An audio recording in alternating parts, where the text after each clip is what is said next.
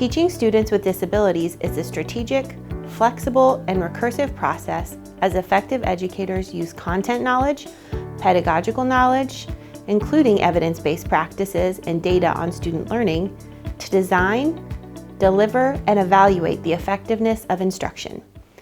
This process begins with well-designed instruction. This instruction, when delivered with fidelity, is designed to maximize academic learning time, actively engage learning in meaningful activities, and emphasize proactive and positive approaches across tiers of instructional intensity. High leverage practice 14. Teachers explicitly teach cognitive and metacognitive processing strategies to support memory, attention, and self-regulation of learning. Learning involves not only understanding content, but also using cognitive processes to solve problems, regulate attention, organize thoughts and materials, and monitor one's own thinking. Self-regulation and metacognitive strategy instruction are integrated into lessons on academic content through modeling and explicit instruction. Students learn to monitor and evaluate their performance in relation to explicit goals and make necessary adjustments to improve learning. High leverage practice 15. Provide scaffolded supports. Scaffolded supports provide temporary assistance to students so they can successfully complete tasks that they cannot yet do independently and with a high rate of success. Teachers select powerful visual, verbal, and written supports. Carefully calibrate them to student performance and understanding in relation to the learning tasks. Use them flexibly, evaluate their effectiveness, and gradually remove them once they are no longer needed.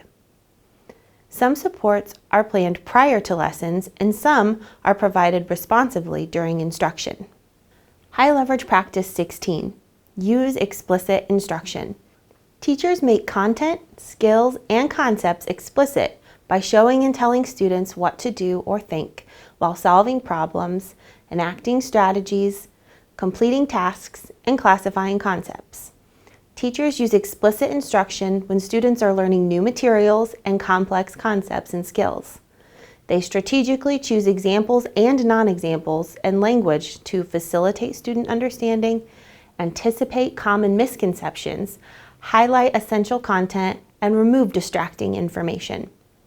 They model and scaffold steps of the process needed to understand content and concepts, apply skills, and complete tasks successfully and independently.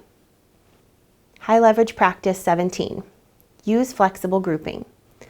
Teachers assign homogeneous and heterogeneous groups based on explicit learning goals, monitor peer interactions, and provide positive and corrective feedback to support productive learning. Teachers use small learning groups to accommodate learning differences, promote in-depth academic-related interactions, and teach students to work collaboratively.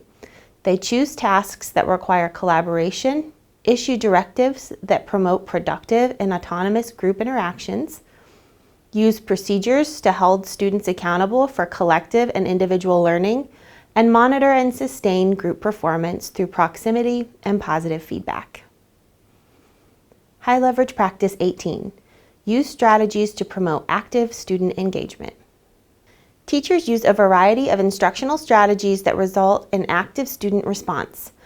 Active student engagement is critical to academic success. Teachers must initially build positive student-teacher relationships to foster engagement and motivate reluctant learners.